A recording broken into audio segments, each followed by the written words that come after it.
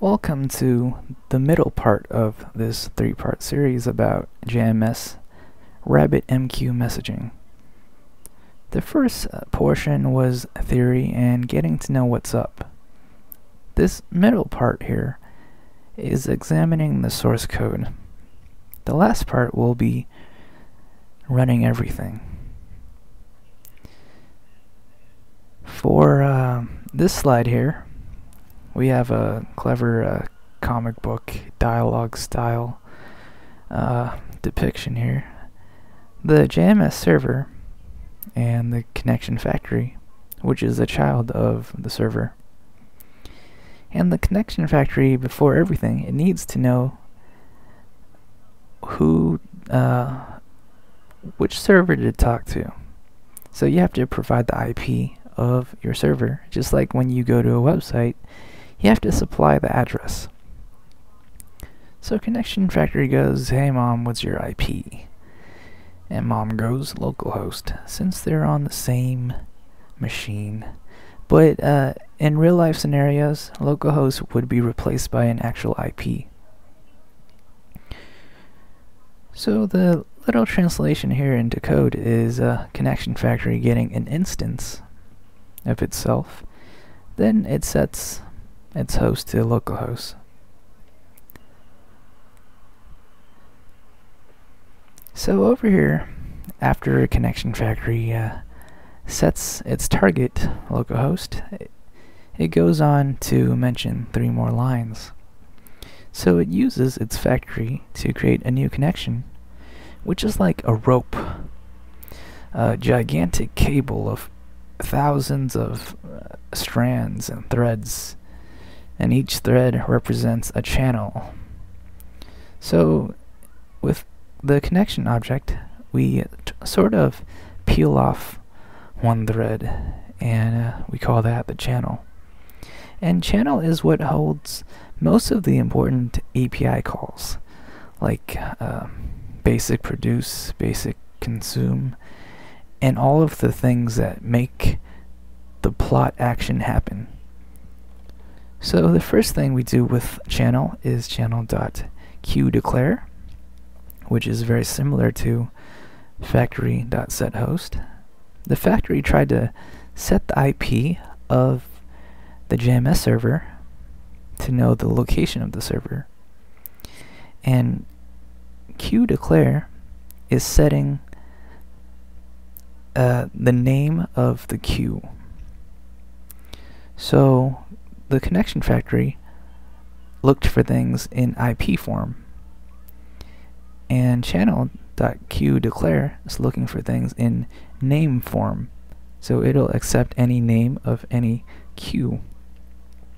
It doesn't have to exist already. If it doesn't exist, it'll create a queue with whatever name you supply it, but you just have to make sure to have the same name in both the producer and consumer files, so that they meet up in the same coffee shop and have the conversation right next to each other, instead of one going to a shop a block away, and that just doesn't match up. So they're dialing into the same chat room, and they come into contact using the name of the queue, which is in this case queue name. And a queue basically is a tube that you shove your messages through. That's basically it. So the tube always sits in between the producers and consumers, no matter which messaging topology we use, like publish, subscribe, and fan out, and point to point. I'm pretty sure they all use queues as a destination. So here we see connection factory, a child of mom, the JMS server, getting kind of lonely, being an only child. So it creates children of its own. I want children who will speak and listen. The left will speak, the right will listen. And on the left, since it's the one sending messages, it'll The file will be named send.java, and it'll be portrayed by a mouth as its metaphoric function. And on the right is our consumer, the listener, portrayed by an ear, and it'll be named receive.java. So after the total of these beginning 2 lines and the next 3 lines, a total of 5 lines, past that there's a giant dividing line where we can make distinctions between the sender and receiver. The code will look different from here on. So this is the full source code for both send.java, the mouth and producer, and on the right, receive.java, the ear, listener, consumer. And we have that line in the middle again after the first 5 lines of code, which makes it stand out what makes these 2 files truly different. So let's go over the first 5 lines again. The first line, factory, comes into creation, just like when you're using databases or anything else. There's a factory pattern, and that factory has a static method inside of it that creates instances of itself and returns it using .newConnection. So a new connection pops out of the connection factory and jumps into this variable named connection. And that connection is like a giant rope cable. So down here with connection.createChannel, we peel off one strand of that cable and put it into a variable called channel. And channel is where all of the meat of the API happens. It's the verb, it's the doer in this whole scenario. So channel.queueDeclare sets the name of the queue it will be sending messages to. And there are 4 more property variables there, arguments, but we don't care about them here in this Hello World walkthrough. Those provide sort of the transaction behavior we were talking about earlier. So in more advanced lessons, they will definitely not all say false and null. Some of them will be true, and null will probably contain some other value. Alright, past this giant line here, the big dividing line runs through here. We see the differences between send.java and receive.java. And the first thing we notice, let's look at the contents of send.java, the part that's different. The first thing we declare is the message to be sent. In this case, it says, "Can you hear me now?" It's just a basic string. And down here, channel is getting ready. It's pulling out its bow, knotting it, and pulling it back. And it's putting message onto the bow like an arrow, getting ready to fire it.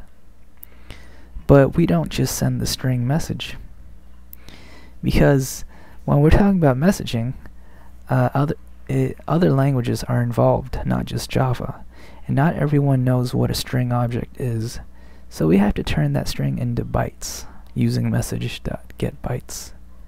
So we shove that into the last slot of the basic publish method, channel.basicPublish. The second argument is the name of the queue.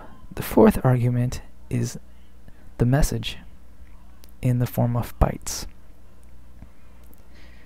And basically, this whole line, channel.basicPublish, is the most basic way you can send a message out there. It's the most simple. It's like the shoot button of the messaging world. So the next line, we print out to the console that, yes, we successfully sent a message. And after that, it says here, I said all that I can say, so now my mouth can close. But my sister over here in the while loop will keep her ear open for a while. So it's a little metaphoric poetry there, little code personification. After that, the producer closes its channel and then closes its connection, and then it walks away because it's done with its job. Its job only lasted like a second or less, and it doesn't have anything else to do. So it's a one-time fire sort of deal. But the consumer, on the other hand, is a listener, so it has to stay there and listen for whenever messages come in, so it actually has to wait. So after these 5 starting lines here, we see what's different with receive.java, the consumer. The first thing it does is print out to the console the only message you'll see until someone sends a message to it. It'll just flash waiting for messages. To exit, press Control-C. So it gives you the option of quitting the listening program, but once you run it, it'll just display that message until send.java is fired off. So the next line here is creating that queuing consumer object. That object is basically the listener itself and a callback handler. So when a message comes in, the queuing consumer will be the first to notice it, and it'll be the one that makes the whole program completely stop and wait and listen. And the way the queuing consumer, again, is created is it accepts the channel variable. So it scans the channel, gets an idea of channel's properties, so that the consumer can adjust itself to be more suitable to go work for the channel. And the next line down here, channel.basicConsume, puts the consumer listener to work. So channel.basicConsume, the first parameter is the name of the queue. The second parameter again is true, means don't send acknowledgements. So in the API, this slot is labeled no ACK. So put true for no acknowledgement. And the third slot here is the consumer callback handler / listener, the main meat of the receive.java. So after all that preparation, after officially putting the consumer on duty to listen at the gates, we enter into the while loop, which runs forever until we exit or a message comes. But in this case, it'll keep running even after a message comes, because the only way you can exit this is with Control-C, like it says up here.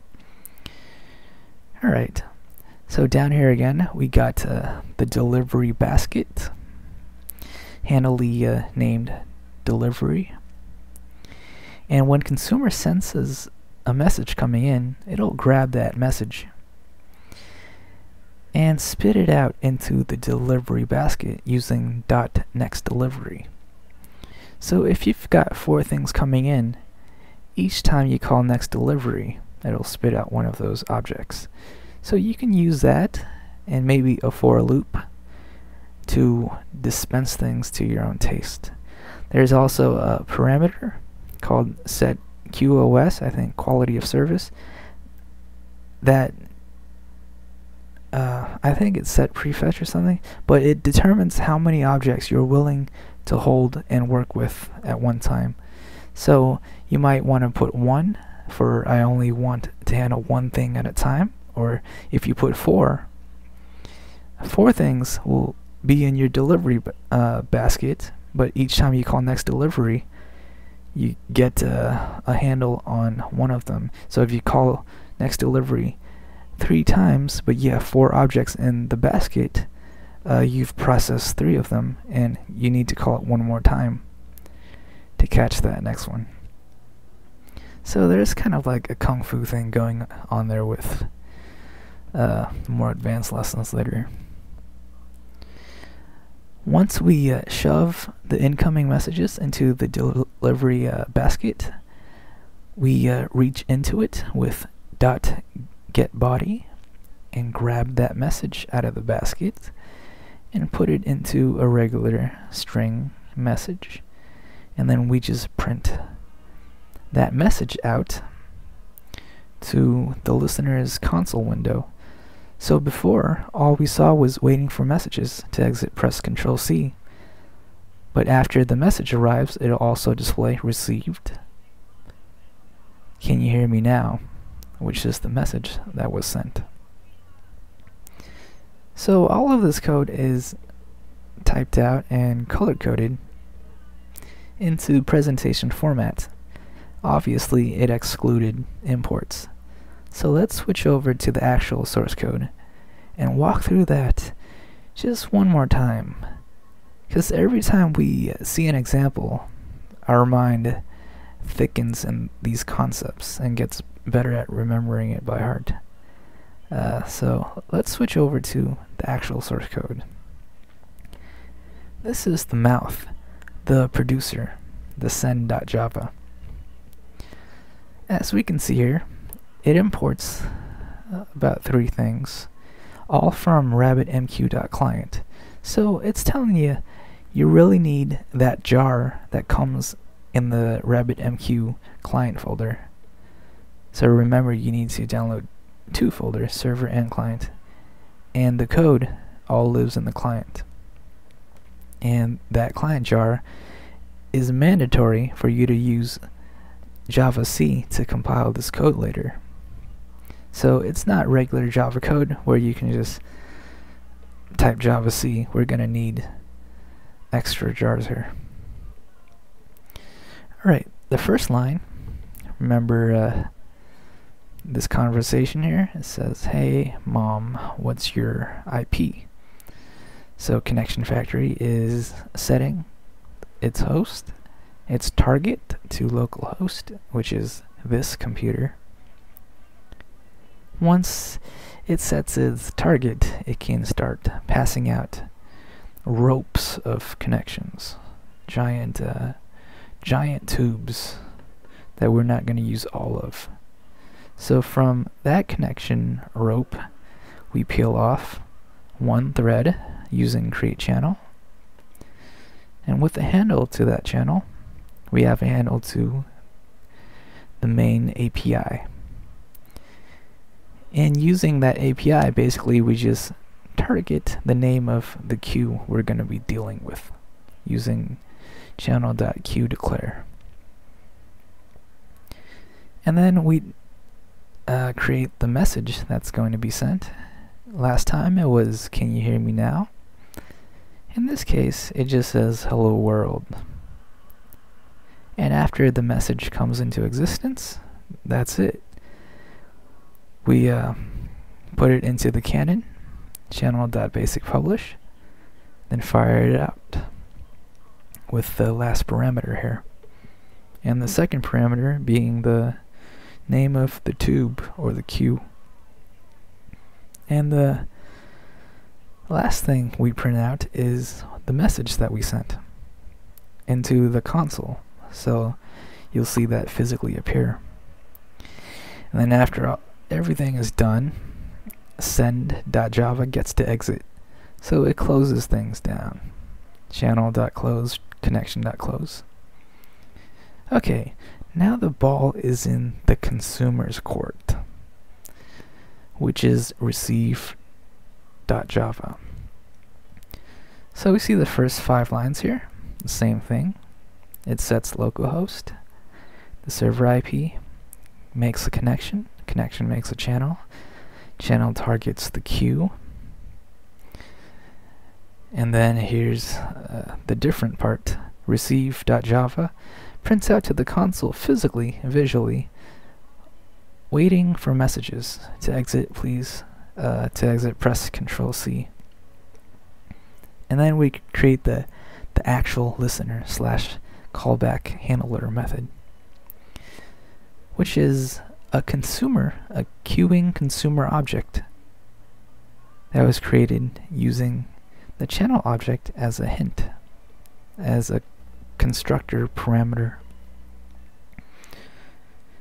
And then we use the channel, the main API, and we fire off .basic_consume, which before queuing consumer creates a listener, but .basic_consume puts that listener to work under queue name.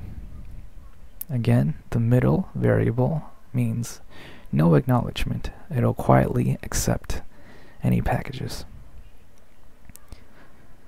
And then we enter this forever loop that creates a delivery basket. Consumer receives a message. If it doesn't, it'll just wait here until the end of time.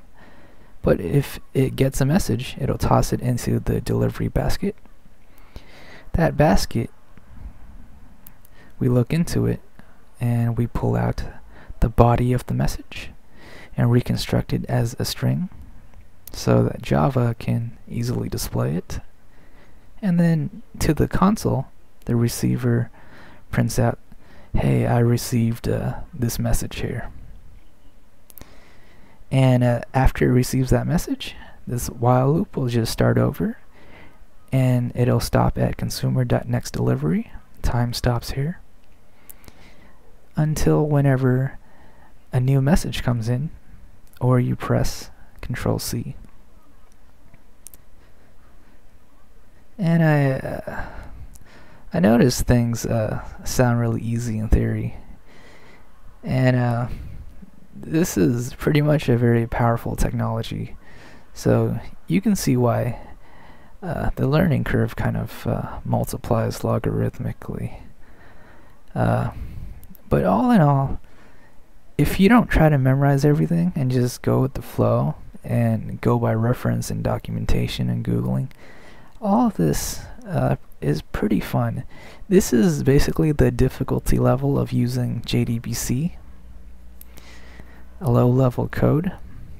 And then Spring came along and you could use JDBC template, which was a nice little method Spring provided to do big things using just one JDBC method. And Spring also provides a message template, same as the JDBC template, but for messaging. So instead of creating all this crazy stuff every time called boilerplate code, there's a messaging template, and you just fill that up with parameters, and you can do everything basically in 1 or 2 method calls. So even if this looks complicated, just know that in real life practice, when we don't have to, we don't really write out all this code. We use shortcuts. I'll see you in the next part where we actually run everything. Quite a long process itself if you've never installed all this stuff.